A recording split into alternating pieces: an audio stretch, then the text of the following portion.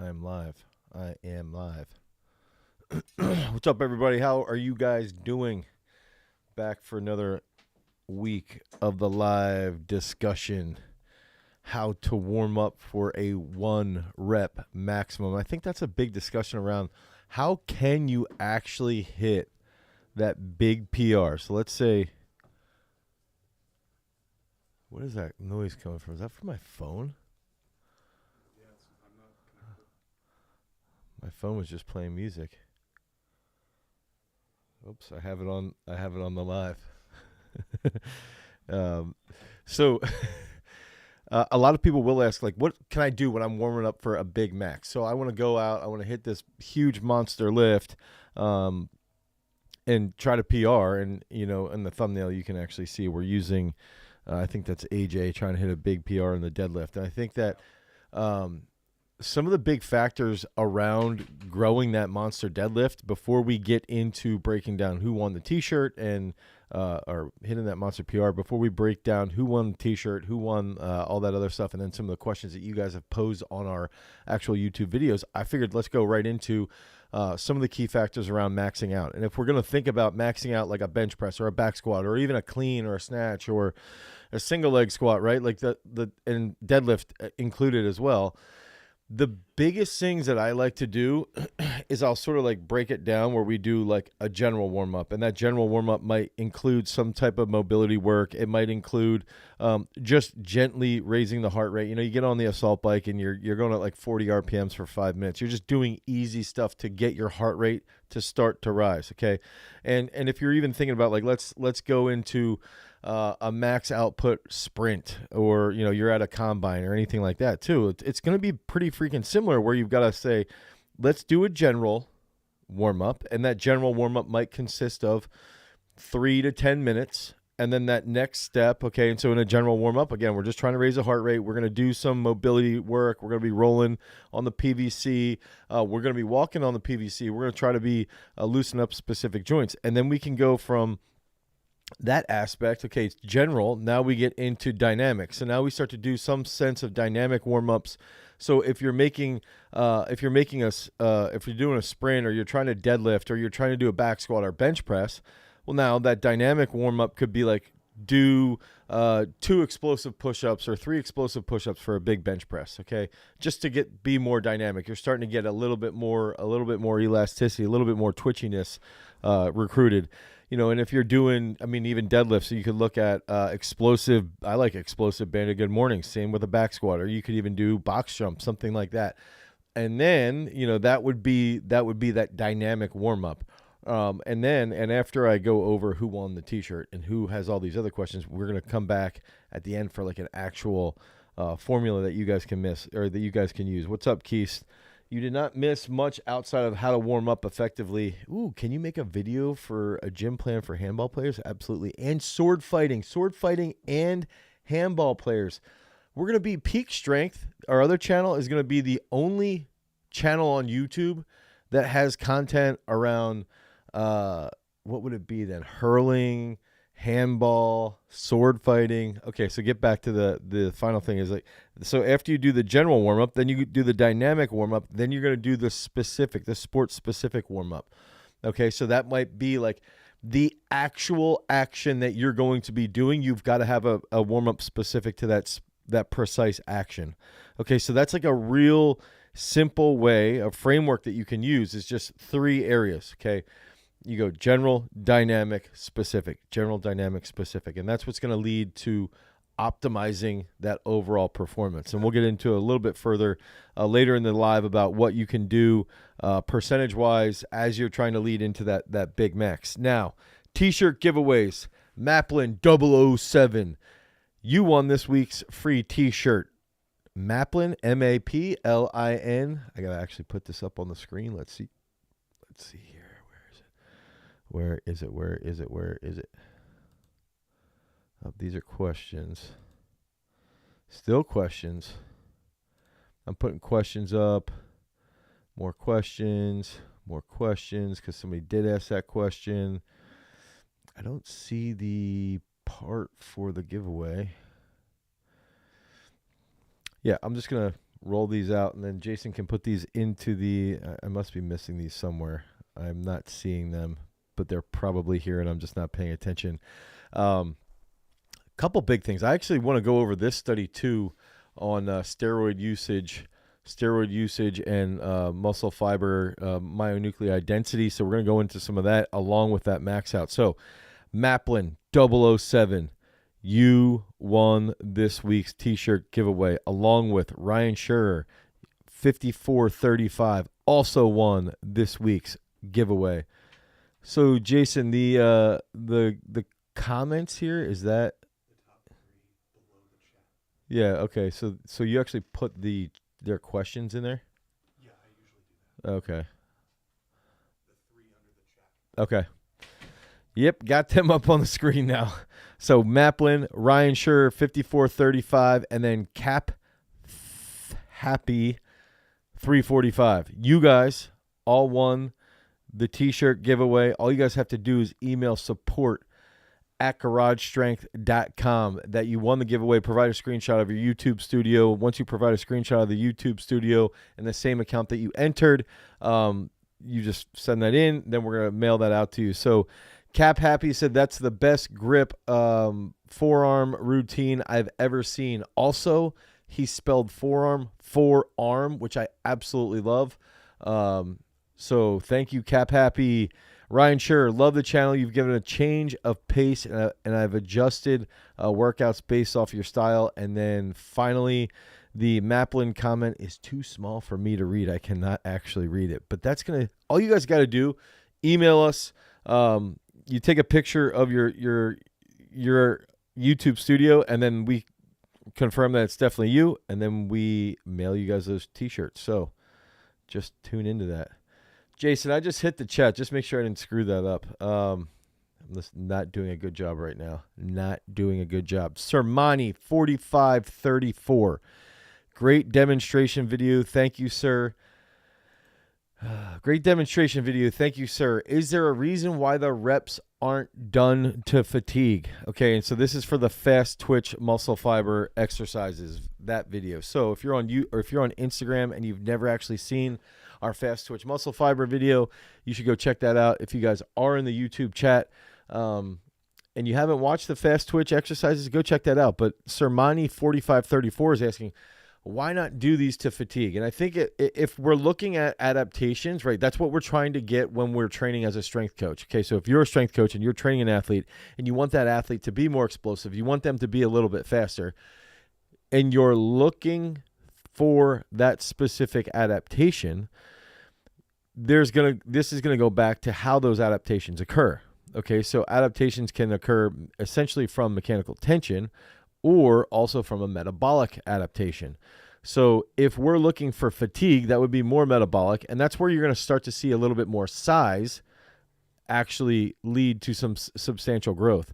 So, size in turn, sarcoplasmic hypertrophy, even a substantial amount of myofibrillar hypertrophy will occur if we're in that rep range of like 5 to 10 reps where we're really starting to push things. Now, if we're trying to be twitchier, if we're trying to be more elastic, I believe that the two best, and this would be like a little bit of a framework thing here, is like the two best ways that you can train this. Tony Pepper, we actually just gave away 3 t-shirts. So yes, an individual can win merchandise.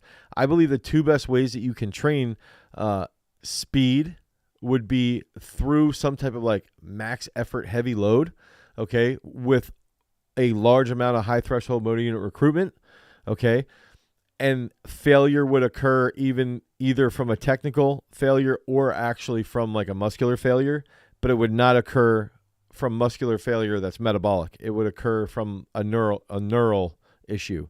And then the second way would be through some type of speed of movement. Okay, so if we're doing a fast power clean, or if we're doing a slow eccentric, fast concentric single leg squat, that's another way that we can gain a substantial amount of control and stability and speed.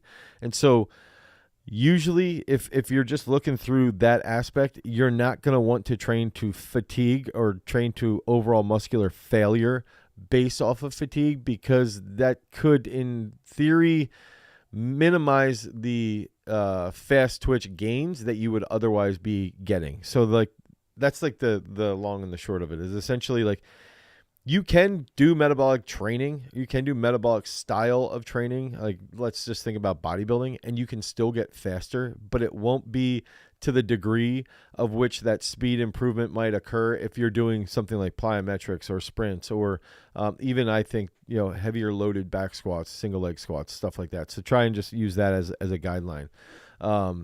Getting into the next big question here. Let's get into back exercises for wrestling. This is from Xantan Verdiev.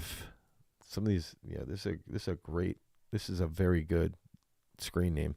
So again, if you're on Instagram and you're watching, if you head over to the YouTube channel Garage Strength, you can check this out. Pull up or lat pull down better for wrestler. Okay, so 100% this is an easy slam dunk answer, but I'm going to provide you with a way to make it so you use both of these movements. So if you're looking at, I'm a combat athlete, somebody like judo, wrestling, MMA, okay, jiu-jitsu. Should I do lat pull downs or should I do pull-ups? Okay. Should I do rope climbs? And my argument would be you should do all three, or two in this case. You should do pull-ups and you should do specifically lat pull downs. Now, one of the coolest ways that you can train this is, let's say you do 4 or 5 sets of pull-ups with like a fat grip, okay? And then you do 3 to 4 sets of pull-ups weighted without that fat grip. And then let's say you remove the fat, let's say you remove your old standard garage grip off the pull-up bar. And so if we put the garage grip up on the pull-up bar, that's going to make it a little bit fatter. And when you put your grip over, okay, so when you go over that garage grip, now that's going to force more high threshold motor unit recruitment inside my lats and even to a point my biceps and brachialis and brachioradialis. Okay, so that's going to help increase that strength.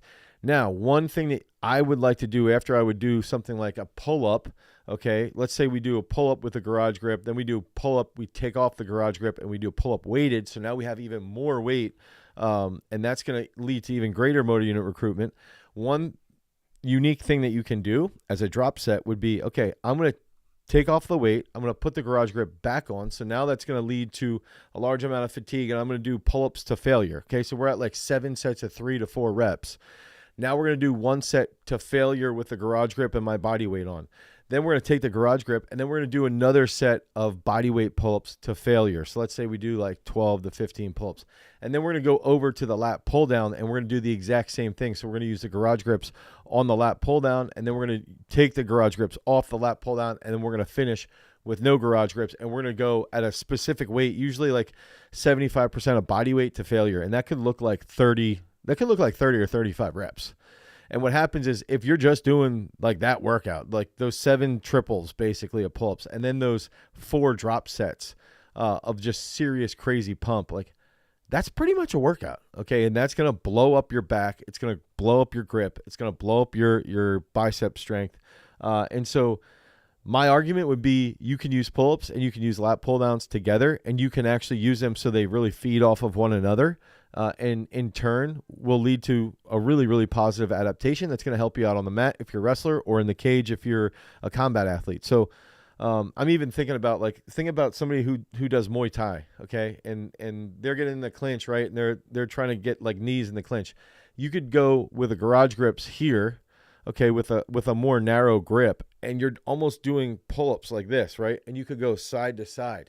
You could have these stacked side to side, and that's going to really mimic pulling on an individual, on an athlete's head if you're trying to knee somebody or whatever, if you're in Muay Thai. So you can get creative and you can use that. And one of the big things around fight-based training, and if you watch one of our recent videos on the Peak Strength channel, which is specific to strength and power output for boxing, we actually talk about like training in those zones. We want to train in like that relative strength zone if we're a fighter. Okay. So if we're in combat sports, we want to train in that relative strength, which is like the pound for pound strength. And then as you get further out from a camp, you can get into a little bit more, other traditional style resistance-based training, but honestly, it should be relative strength, and I would even argue you should be training some plyometric work as well. Hope that answers that question about wrestling. Now, the next one. How do you warm up? Wait, this is my gosh, train to fatigue question. Yep, I already answered that one. Sorry, guys. Okay, how do you warm up for a 1-rep max? This goes back to our initial stuff that we were covering in the beginning. Do you use low weight and then go heavy at the end, or just warm up and do one really heavy set from the start? Okay, so what I like to do is I'll typically do what's the best program for off-season hurling? That's the first time that question has ever been posted on the internet on YouTube. No one has ever asked that question. And I'm going to tell you, Ant-Man XX, the best program that you can do for off-season hurling, and we've got to add hurling into our app, but I would honestly use the lacrosse program right now for off-season training. So lacrosse program inside of Peak Strength, select lacrosse and use that for right now. That would be the best off-season training. Ooh, Paulie T just commented, he tried the horse pull. Next day, my side delts were toast. Dude, I think side delts, Tony Piper, side delts and traps for the horse pulls where you're going to feel that the most. Now, going back to a max out. So I want to actually figure this out for you guys. So if you would have, let's say you're trying to bench press 400 pounds, right? If I would bench press 400, okay, I would take 380 probably before that 405. Let's call it 405. That's going to be easier. So we take 380 for a single, right? We take 350 for a single. We take 315 for a triple fast unbroken.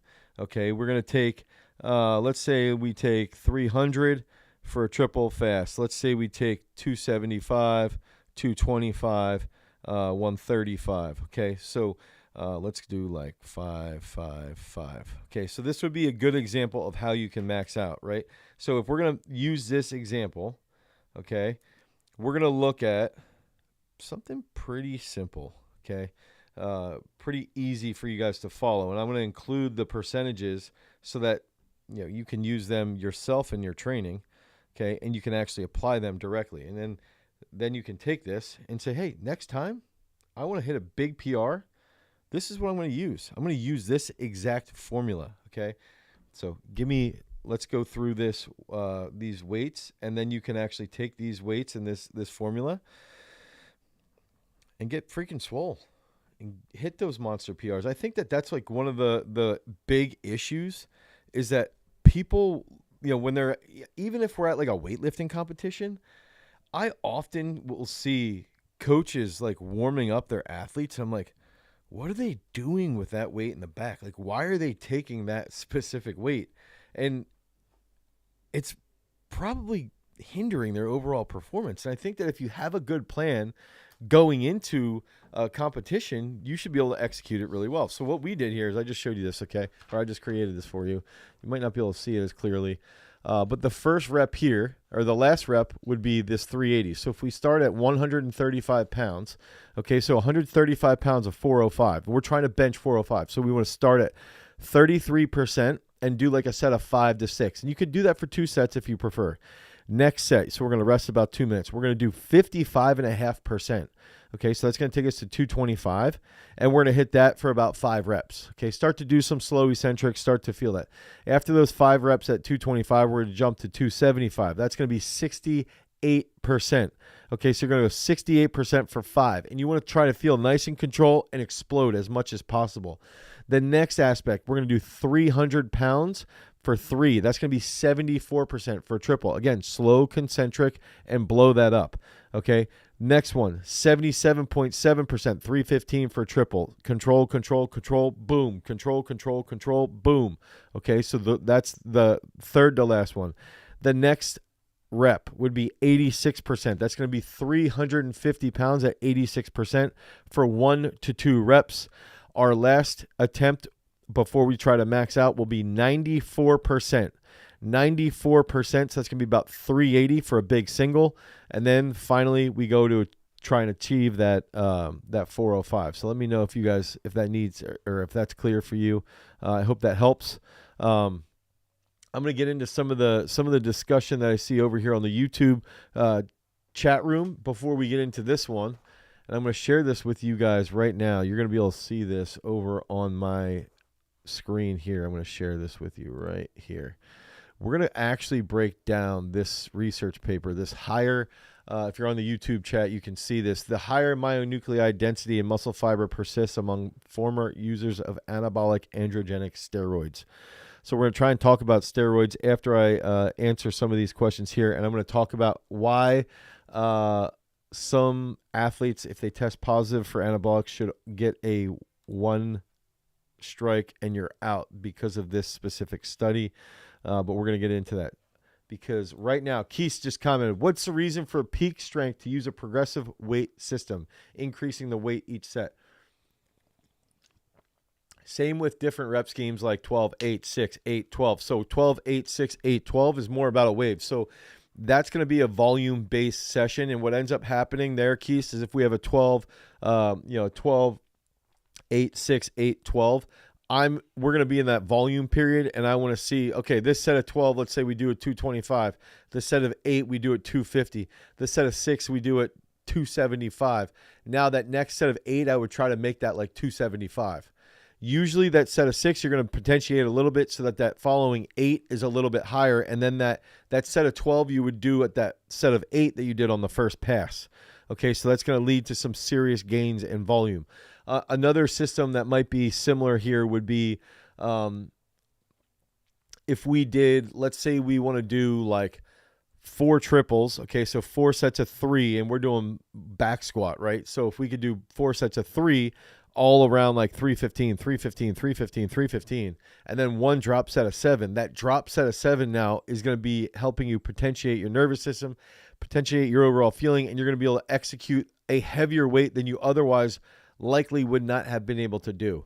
So I hope that helps there with that, Keith. What's up, everybody? Get Right Fitness by Lucky. Tony Pepper, is jumping all the time better than plyometrics? I would argue that jumping is a plyometric. I would say do jumps 2 to 3 days a week. 2 days, I think, is plenty. Tony Piper, got you. I think I already talked about that. How do I maintain explosiveness and agility late in tournaments? I always start off feeling fast and twitchy, but later on in the day, I feel sluggish. So what that tells me, and this is for Tony Heiner, is that if you're feeling sluggish later on in a tournament, let's say you're in a wrestling tournament, or even if you're in like a football game, fourth quarter, right? If you're feeling sluggish and you're not as twitchy, you're not as fast, you're lacking power endurance. And so inside of, I'm trying to look for our book, inside GSPD, Garage Strength Program Design, we talk about those strength characteristics and we look at it and go, all right, power endurance is where you're lacking. Now, to train power endurance, we need to focus more on the energy system. Here, if we focus on this rep scheme and this rest period, that's going to elicit this positive response, which in turn will lead to better power endurance, which in turn will lead to helping you be more explosive and twitchier later on in a match or later on in a tournament or later on in a game. So we've got to analyze your power endurance training and then build from there. Let's see. You mentioned in a recent video, lifting 2 to 3 times a week in season is enough for football. School views. Will there be benefit to lifting more than that in season, especially if postseason play is not an option? So School Views is saying, I'm not. So that tells me your team's not that good. If postseason play, your team's not that good, do you have to do that? And I would argue this would be my big discussion point, is that if you're training more than 3 days a week in season, you're never really playing super fresh. And if you're not playing super fresh and you want to play, collegiate football or whatever it is, I would say just for the sake of getting decent film, you should be only training 2 to 3 days a week. Now, you might get, let's say you get to like week 10 and you're like, all right, well, I had like 4 really good games. That's enough film. Okay, we can get some good film out there. I want to lift 4 days a week and just trying to prepare for next year. That would be my play on that. Let me know what you think. Who in this world doesn't know how to warm up? There's a lot of people who don't know how to warm up. It's, a lot of people struggle with that. Greg, I appreciate that you like that answer and pose that question. What do you think is the most important day for football in a 5-day split? Almost always, I believe it's day 1 or day 3. Okay, I would almost always err with power day, leg power day, or athlete day. Athlete day, I think, is one of the most important aspects around football-based training. Should I be doing weight or body weight training when I have sciatica? I think you can do resistance-based training like a reverse hyper or something like that. I think you still have to be doing mobility, and I would even argue then you would do body weight stuff after that. What's a step-by-step process to progressively overload if I'm using parabolic periodization? So it would be easy loading, okay? Easy loading. And I would look at it and say, if I'm using parabolic periodization, it depends on what phase that we're in and what type of adaptations that we're trying to get. If we're trying to get somebody who's really, really strong, oftentimes if you do more work at a higher intensity, so let's use the 6 doubles as an example. You got back squat and you want to do 90% of your best back squat for 6 doubles. That's going to lead to crazy amounts of strength. And you can do that even without ramping up, even without adding weight per each set. So it really just depends on where you're at. That would be my answer there to Kai Van Curler. M Walk, what's the best program for jiu-jitsu training if we are training 4 days a week? BJJ, how many days should be focused on strength versus explosive training?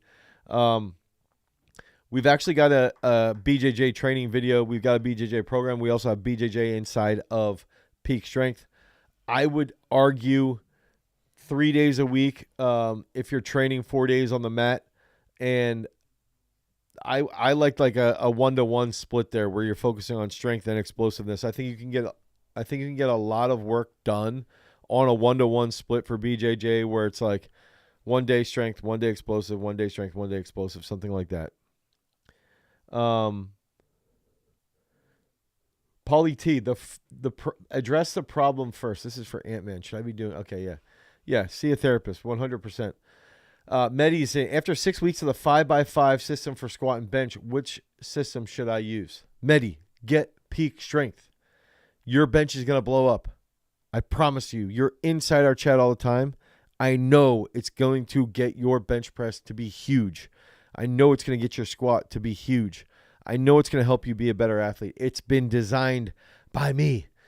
I've put all the work into this so that I can help you squat more. I promise you that's the sole purpose of why this app exists, is to get you as swole as possible, and so we can give you that free shirt.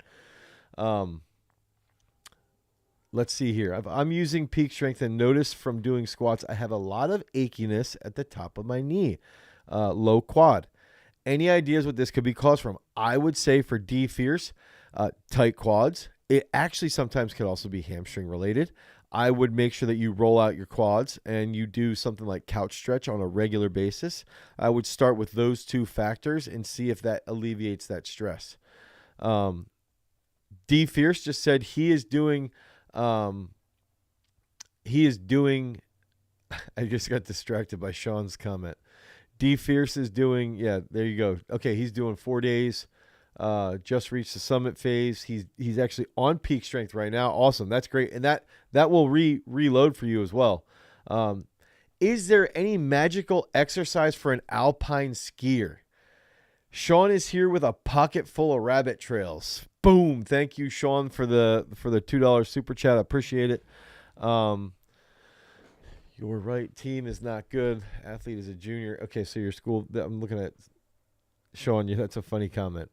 So going back to Gotcha Racing and Wrestling actually just come. He's got bad allergies. He hasn't been able to lift or use Peak Strength. Is there anything you recommend for me to do to help me not lose muscle? See if you can get some push-ups in. See if you can get some jump lunges, walking lunges out on the side. Make 20 to 30 minutes. That's going to help you quite a bit. John has commented multiple times, there's no sword fighting workout in Peak Strength, so please, can you make it? John, I would recommend using lacrosse because of the holding of something. So that is a very similar program. we can do a video for you if we really, I don't know how many people on Peak Strength would actually want to see, like on the YouTube channel. We could do a video for sword fighting. Let me go back to, okay, so we have, what's your thoughts on the height you should drop from on depth drops? This is going to be a shout out to Will Rattel. I want to have a conversation with Will Rattel because he's done depth drops from like, I swear, 8 feet. 6 feet, it might even be higher, 12 feet, I don't know. And so if Will, he watches some of our videos, he and I messaged a bit in our DMs on Instagram. He's an absolute hoss.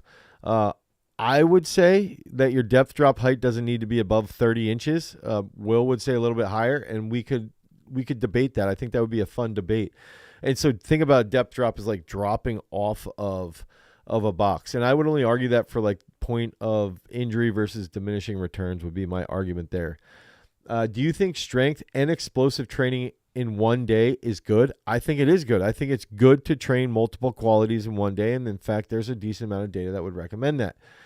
What are good numbers in times body weight? Say 2x body weight in the main lifts. So we have here at the gym, ironically named, the grinder board. And on the grinder board, we have different percentages. And if you look at like a big bench press, that's going to be like when you bench like 1.6 to 1.8 times your body weight, like that's a good bench. Like that's a really good bench. 2 times, you're like elite level. Okay, so think about that. Like a 250-pound dude, he's benching 500. He's a beast. Like that's strong. For chicks, I think our number is like 1.4. So you get a girl who, let's say that they're, 80 kilos. If they could bench then, so that would put them 30 plus at like 100 to 110. That's a really good bench press for a woman.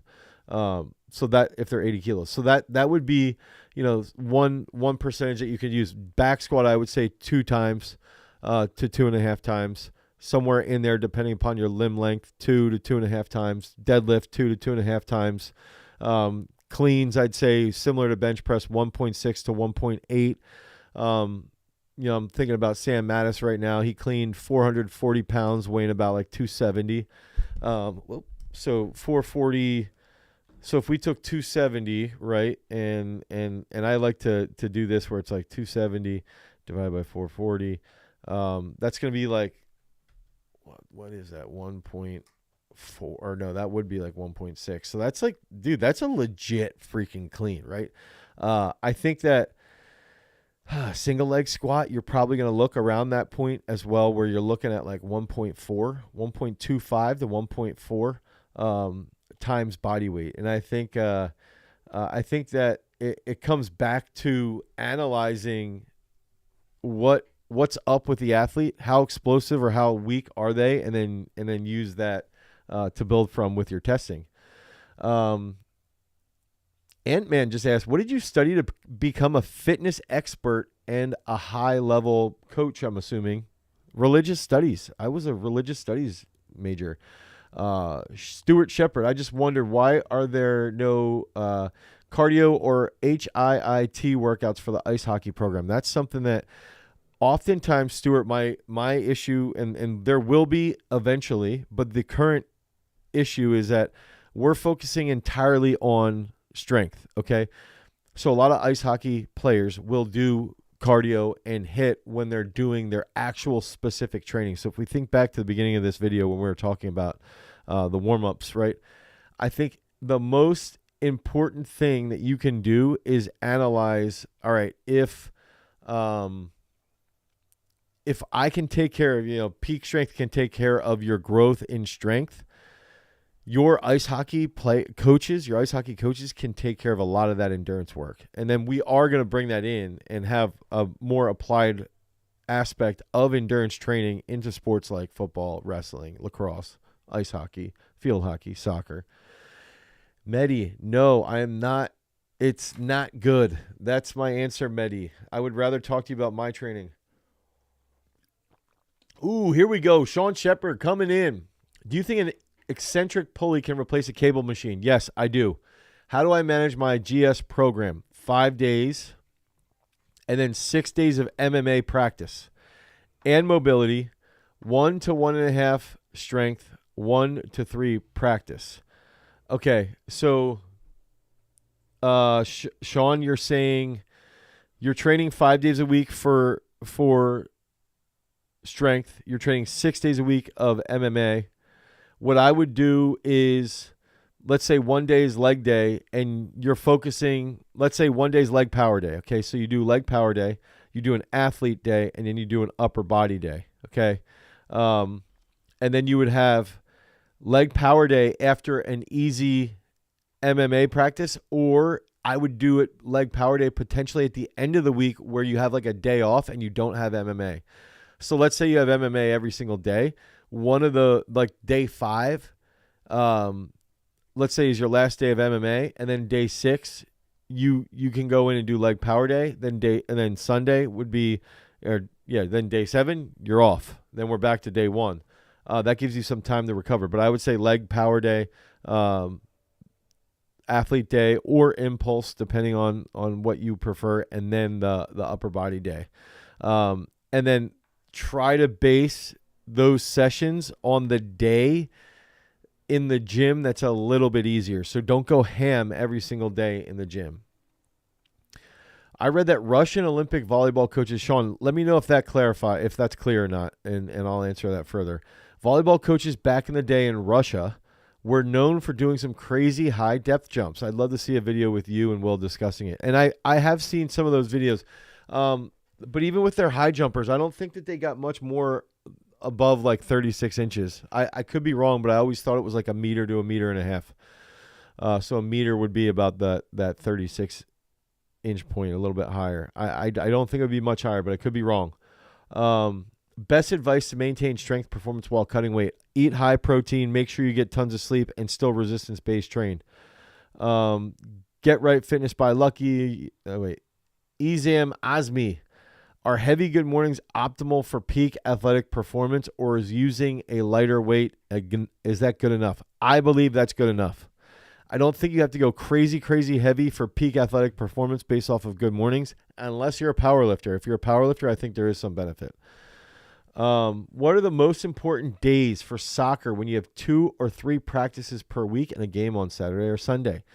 I would say that you should try to lift 2 to 3 days a week, and you could, again, do like a leg power day or an impulse day, and then you also do an athlete day, and then you follow that up with like an easy hypertrophy upper body day.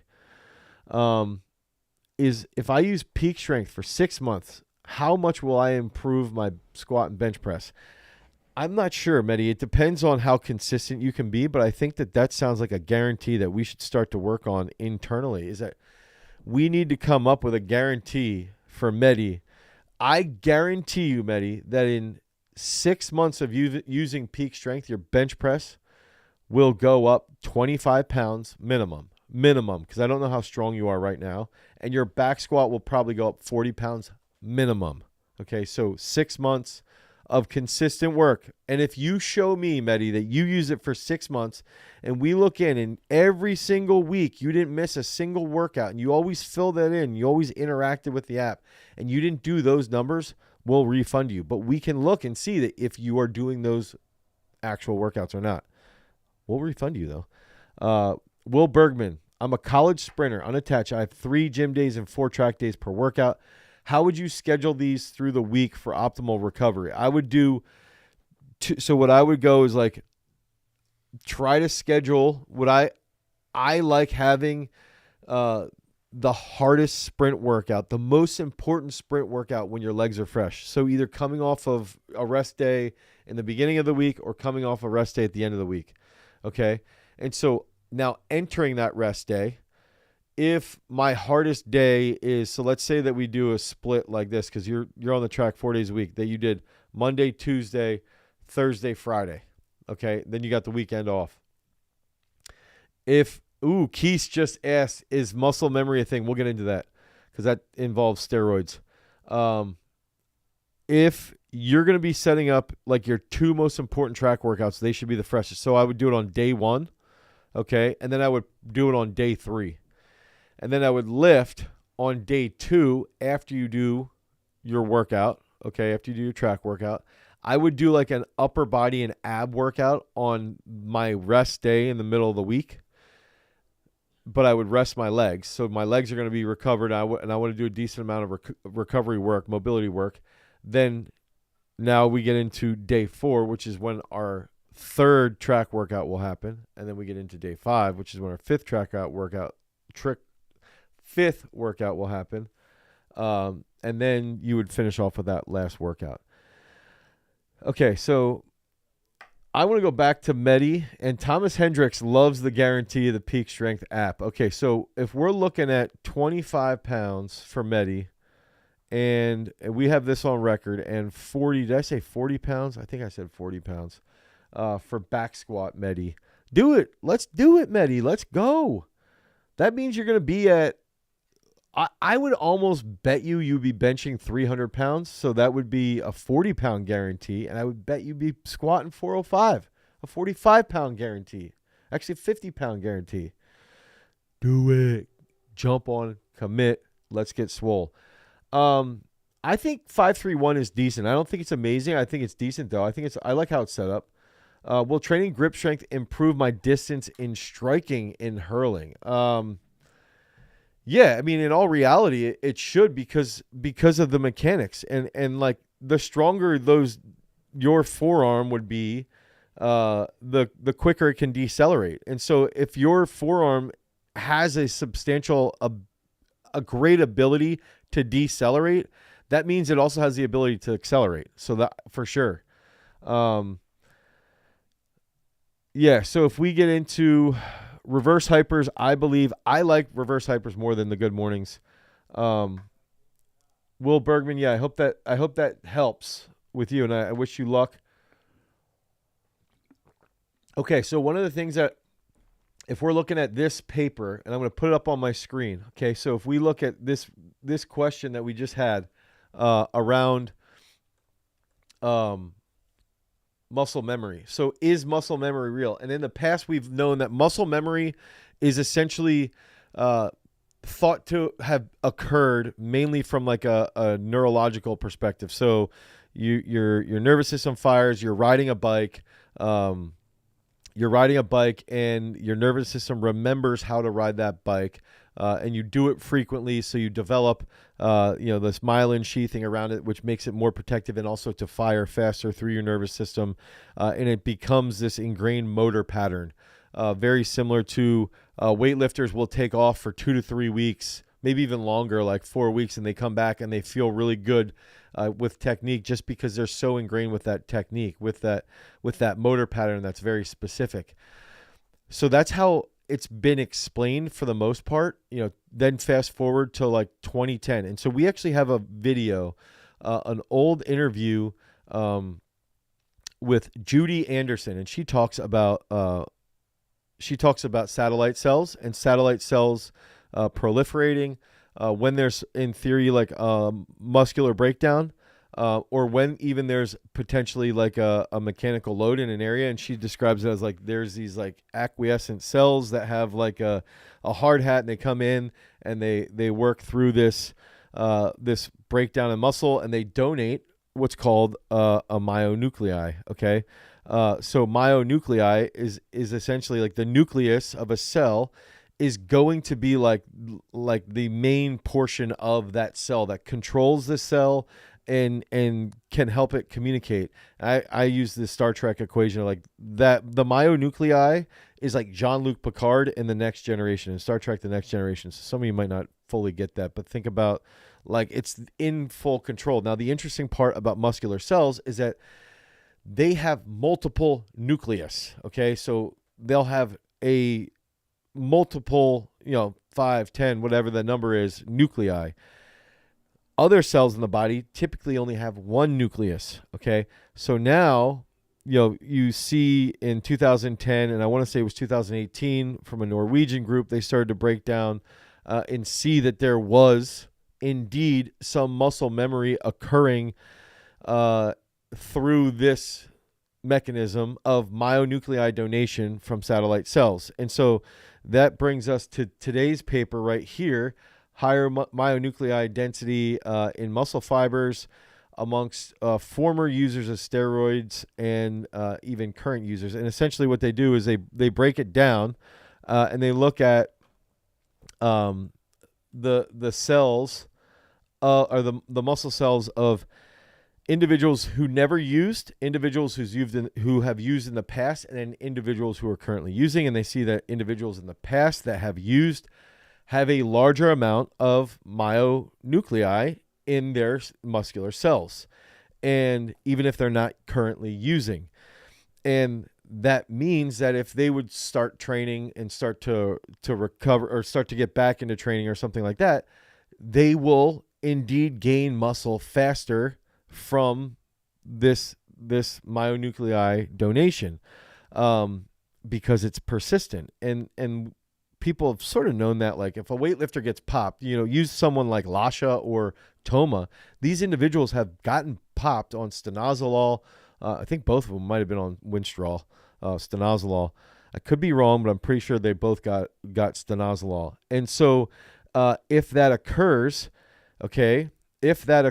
and you're using an anabolic, and then you get a 2-year ban, even when you come back, you come back and you can regain that strength pretty quickly because you still have that donation of the myonuclei, which leads to greater usage of strength or greater display of strength. So in my opinion, if an individual gets so I believe that this study, for clarity purposes,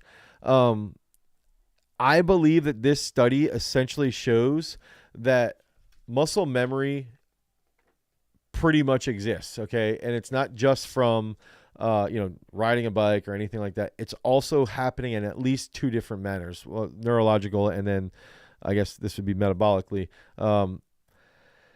I also believe it shows that if you test positive for a performance-enhancing drug that is anabolic, okay, that has this long-term positive effect, I think it should be a one-strike deal that you're done. And I'll use the example Shelby Houlihan, who got busted for taking nandrolone.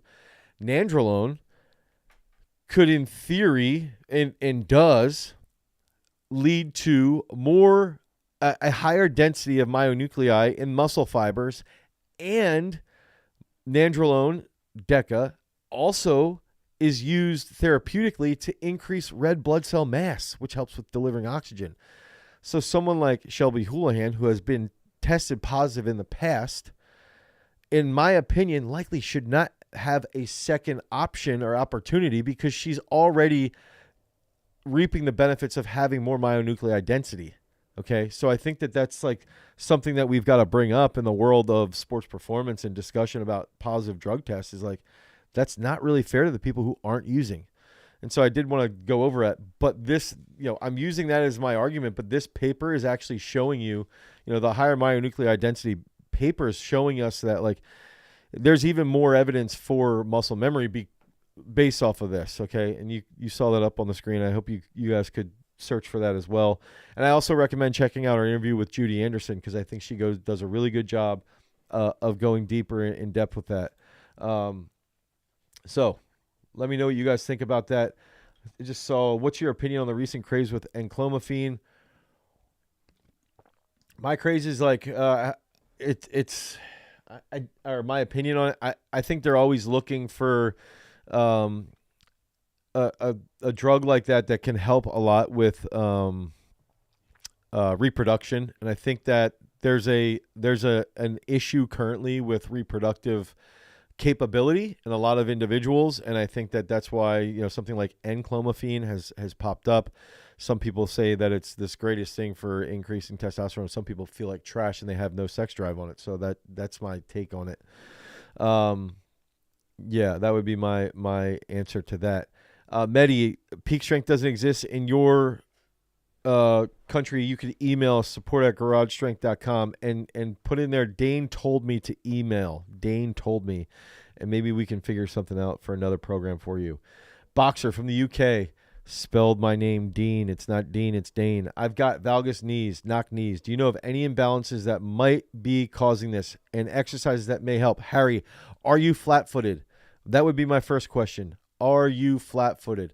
Second question, I would want to look at your ankles pretty in depth. I want to see, in some cases, also inserts do help with people in their shoes as well. Harry, I would also want to see what type of unilateral strength that you have. I would also say it's not always a bad thing. There's a lot of discussion now, like flat feet used to be this like super negative thing. And there's a lot of examples of really, really high level athletes that have flat feet, and they believe that flat feet can help with proprioception a little bit more. You get more feedback, but it can have things like valgus knees, and you just have to be aware of that with like glute strength as well. I would say the glute strength and maybe some hip mobility could help you as well. I would want to know if you're flat-footed. Super Prime 117, what do you think about becoming more fascia dominant over muscular dominant? I've heard becoming more fascia dominant would allow you to become more quick and explosive and move more effortlessly. Show me the evidence. Show me the research paper that these people are referring to when they say these things. I want to see the peer-reviewed evidence that they base those claims off of. I believe that you should do plyometrics. You should do sprints. You can lift weights and all those things. But please show me the evidence that you're more fascia dominant. Show me where they're pulling that from, because I believe they're making that shit up. I believe that these people who are like, oh, you're more fascia dominant versus muscular dominant, it's someone selling something, which is fine. We've all got to make a living. Somebody's selling something, but they're not basing it on peer-reviewed research. Show me where they've done this, and I'll retract my statement and say that I'm wrong, that there is research on this. But I haven't seen it, and I'm paying attention. So please, someone show me where they know that an individual is more fascia dominant. Like I that would be my argument. Tell me this. Go watch Myles Garrett or Micah Parsons play on a weekend. Tell me, okay, watch them play and tell me that they're not muscular dominant. Like, you look at them like they're jacked, but then also watch how fast they are. So is there research on people of that level that's going to say, oh, well, this proves that out? And I'm not, this is for Super Prime. I'm not like, I'm not mad or anything like that. I'm just at you. I'm mad at, like, I believe that people hang on to these absolutes. So we create an absolute statement. We hang on to these absolutes, and then we use those absolutes to convince somebody, and we create this this belief behind this absolute, that this dogma that it has to be this way, so that, you know, you get this, you know, cultural following that's not even rooted in real evidence, that's not even rooted in real performance. Like, dude, are these people who are saying this stuff, have they developed athletes from like 4th grade to get to, you know, world championship level or the Olympics or the NFL or anywhere, like from day one? Or are they just like selling their snake oil? That would be my question. Yes. Medi, yes. Is there too much bro science in the sports performance world, and what sports are the worst? So I actually think, like, the funny thing with that is, like, the fascia discussion is like, dude, the fascia is a real issue. It's a real thing to discuss. But to talk about people being fascia dominant or muscular dominant would be that to me is bro science. Unless I see it. If somebody can post if Cooper Lutz is in here, what's up? If somebody can post that in the chat, then I can, you know, I can talk about it. This is a good example. A lot of athletes will say, okay, if you're or a lot of coaches, you shouldn't be flat-footed. Well, there's a lot actually talking about Myles Garrett. He's very flat-footed. I think you just have to be aware that if somebody's flat-footed, we've got to make sure that their ankles are mobile and things like that. Okay. They might have knock knees, but we can deal with that. And flat-footedness might be a positive. Some people see me, okay, run, someone like me, and I run with my toes out really hard, really bad. And they'll say, that's terrible. Your hips are weak. Like, there's something going on. You know, blah, blah, blah. They make an absolute statement. And then you'll see someone like Arop, who just won the world championships in the 800 meters, who's one of the fastest dudes in the world. Okay, just won the world title. He runs exactly like me. There's people who walk like this. There's people who walk like this. There's people who are here. There's people who are flat-footed. There's people with high arches. all of these things should not be treated with an absolute statement. All of these things need to be handled based off those specific scenarios, based off the aspects that will transfer best to improve that individual's case. So A-Rob, knows, he walks with his toes out, right? Well, let's do like a little bit more glute work, but he's long-legged. He's huge. He's got really strong hamstrings. Is that hurting him? Did that prevent him from winning a world title? No.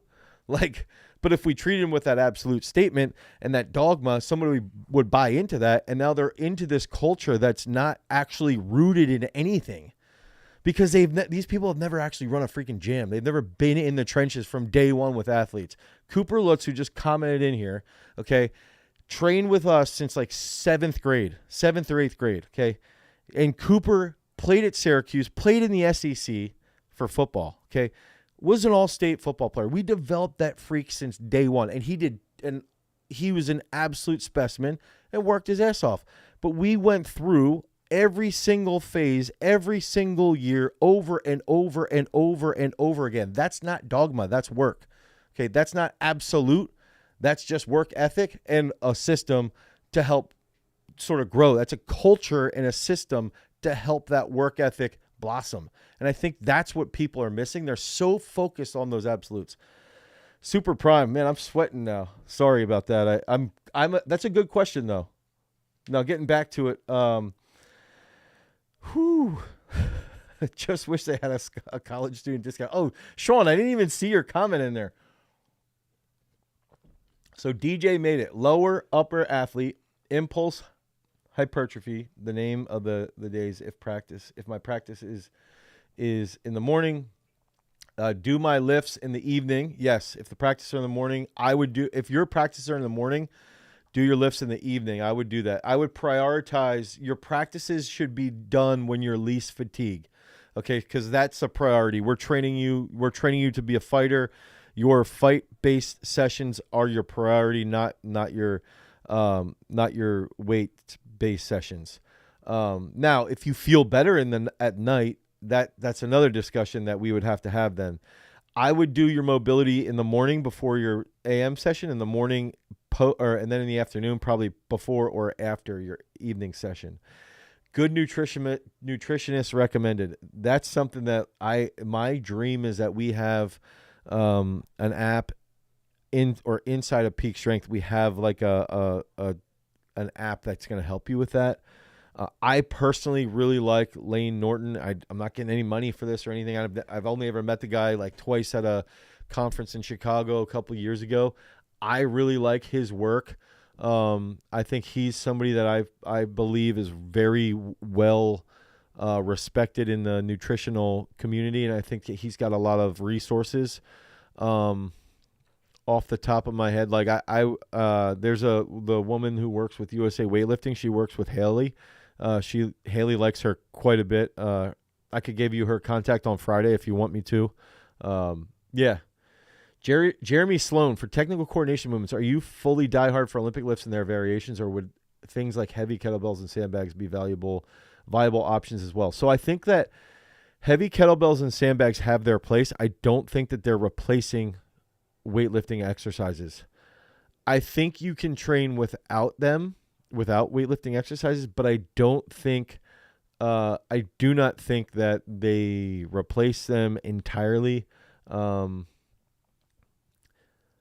Is that going to inhibit you from being like the greatest in the world? Maybe. Is that going to inhibit you from accomplishing a lot of really good stuff? Like, no, I don't think so. With the new weight loss meds, will we see athletes use those to cut weight? I talked about this in the past, Keith, and I forget if I've talked about this on the live, but I don't understand why wrestlers and weightlifters aren't using them now. Tirzepatide especially. So the semaglutide, my understanding of these is that semaglutide has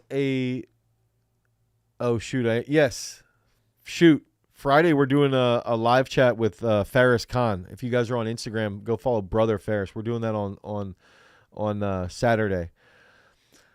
My understanding around the weight loss drugs, the GLP-1 inhibitors, is that semaglutide, they're seeing people are losing weight or they're losing muscle a little bit faster than they are with tirzepatide.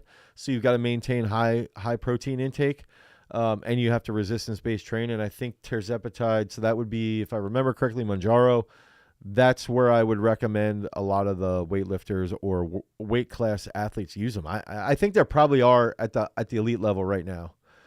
Super Prime came back 100%. Agreed. It's overstated. There's no research on it. I think it's fascia dominant is just a term for being more neuromuscular efficient and using.